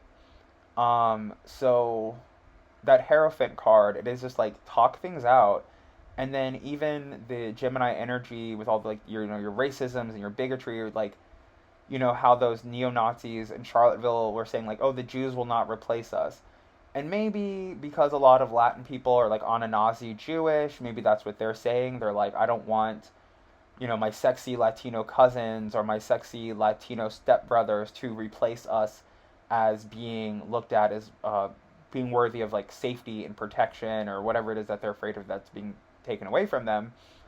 And maybe it's like an irrational fear, like me as a Blasian twink, I'm like, you know, uh, WNBA looking lesbians will not replace me. And then it's like, you guys aren't interchangeable. There's no replacing you. You are unique. You are your own special creation, and so is that person, and you can both exist. Um, where it's like, it's like the whole like boy versus girl thing, and it's like, there is no getting rid of girls. There is no getting rid of boys. You can pit them against each other and make them fight against each other all you want to, but they will always exist. So it's just having that understanding that like, if you're and it's also about loving yourself, but it's also this understanding that like you would not have any sense of identity if other people didn't exist. So there would be no value, if there is value, in being tall if short people didn't exist, and there would be no value or uniqueness in being short or small or whatever it may be if big and tall people didn't exist. Or there would be no, you wouldn't be able to look at yourself as being like a thick, big, beautiful woman if skinny, little butt, no butt people didn't exist. You wouldn't know that you had a big kadonkadonk if little flat butt men didn't exist or little flat butt women didn't exist. So everybody is here for a reason, and it is actually a message that I've received from the Hierophant of God speaking through me, saying that God is jealous and God is envious of everybody. God is jealous of every human being. God is jealous of Indian people. God is jealous of Latino people. God is jealous of white people. God is jealous of black people. God is jealous of Asian people. Because God is a Sagittarius and God wants to be everybody. And that's why we all exist, a lot like the Sims. So, God wants to be a black woman. God wants to be a European man. God wants to be a Asian teenager. God wants to be mixed race. God wants to be a little person. God wants to be a freakishly tall Guinness Book of Records tall person. God wants to be beautiful. God wants to be ugly. God wants to experience everything. And how does God experience everything? And how is God every man and every woman? Is by creating every man and every woman. So God is in Whitney. God is in Brittany. God is in Arjuna. God is in Rafna Pushna. That's a fake Indian name I made up. Or, what's a real Indian name? Like Prani or something, or whoever. God is in Mei Ling. God is in Maria from Romania. God is in Melania Trump. God is in Michelle Obama. God wants to be Democrat. God wants to be Republican. It's like, who is God to deny themselves the pleasures of existing, right? And so you might be thinking to yourself in the month of April, experiencing the Five of Pentacles, why would God want to be me? Why would God want to be poor? Why would God want to be lame? Why would God want to experience limitations? Because it's fun. Like if you just lived in a mansion and had, in a smart house and just had every, and you're like in some pod person like Wall-E, sitting in a chair being force fed and having your bladder drained instead of having to go to the bathroom, in a silly bathroom like you see on Reddit and stuff that has like steps leading up to the toilet. It's like that would never exist without poverty. That would never exist without ignorance. That would never exist without limitations. And we wouldn't be able to have anything to laugh at, and things wouldn't be funny, and life would be so unenjoyable. So it's not to say that God is making you experience limitations to make you a clown and a joke, but you would have no need for clowns to bring you humor, and no need for jokes if they weren't limitations or pitfalls in your life. And that's why I feel like getting hit on the head or falling is so funny, because it's like the perfection of a person makes them unapproachable and lonely. And then like having too many flaws makes you a hazard to existing. But that sort of has always been my message, especially from the Hierophant, that like God wants to be because God wants to be Catholic because Catholic garb is cute and Gucci, and Fendi and Prada, and God wants to be Indian because the way that they live their lives and whether they look at their lives, like there's this woman who's sometimes on I don't know, she's like a famous British actress and she's like a lesbian maybe. And she's meeting a bunch of like transgendered people in, I want to say, India somewhere, and she's like not being, she's being British, you know what I mean? And she's being British and she's being a woman, and she's like, oh well, if you want to be a woman, you're probably gonna have to clear up those like stray hairs on your chin, because as women, for other women and for the attraction of men, we shave. Like all women have facial hair, all women have leg hair, but like to be woman, to you know to women for women to women, we shave and we do this and we wear perfume and we wear pink and blah blah blah.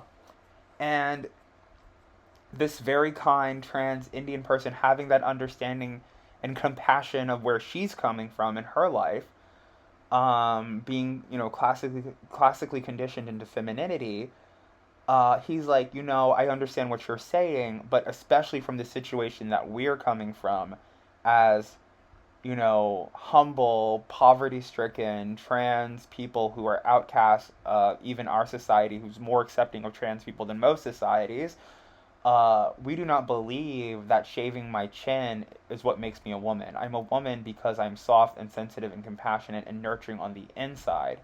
So there is no financial gatekeeper that's keeping me away from being a woman. I don't have to get plastic surgery. I don't need a chin implant. I don't need to have a face, we call it like a facelift or a tummy tuck or surgery, or gender affirming surgeries, to establish my femininity. I don't need a big razor, and I don't need a plastic surgeon's laser to make me who I am. I am already that person. And being ugly, or what a European person might perceive as ugly, doesn't stop me from being a woman. And there's a lot of people in Western ideologies, especially when it comes to trans people, even trans people, who believe that they cannot be trans without taking hormones or having gender affirming surgeries. And there's people who are, old trannies who, like, Amanda Lepore or whatever, who's like, oh, you're not a woman because you look whatever way. And I'm using the T word, and I don't care, and fight me. Um, but, and they have that in their head. We're like, oh, I can't be trans. I can't be a woman. I'm not pretty enough. I can't be trans. I can't be a woman because I'm not rich enough. Or people trying to sabotage their, some old drunk drag queen pissing in your wig trying to sabotage your transition because they wish they would have transitioned earlier, or they would have had lived in a world that was more accepting of them earlier, or living in a society that was smart enough to know that they are deserving of respect and safety and of life. And whether that's not being trans or transitioning, just receiving education. Because I remember teachers used to hate computers, and librarians would hate computers and doing research on computers because they knew that their jobs would eventually be replaced by computers in Bill Nye the Science Guy, and it's very clear. And it probably should have happened, this, education reformation that I see happening in maybe 2026 probably should have happened in 1986 or 1996, but here we are in the future, and it's great, and we love it. So thank you so much for me experiencing the hubris of mocking Chris Brennan, saying that no one would listen to his 3-hour video, and then me subsequently effortlessly recording a nearly 2-hour video and you making it to the end of it. So thank you so much for listening, sharing, subscribing with your friend who loves long-winded, ranty videos about astrology and tarot. And this is a year ahead video, so you have a whole year to listen to this video. Thank you for sharing, liking, subscribing. I hope you enjoyed whatever beverage you were enjoying. I hope that the construction site outside dying out of my house, or like, I think of like a Disney, like cars, like some cars was like dying outside of my house, and my fan going because, like, I don't know, like for whatever reason I love the sound of my fan and the air circulating in my room and not sitting in a devil stagnated armpit orange rind smelling room, and I get to have all the smells and the fresh air of all the cedar trees outside of my house blowing inside, and I feel comfort and good enough to sit here and talk to you for nearly 3 hours. So, thank you for liking, sharing, subscribing. I will see you in my next video, and goodbye.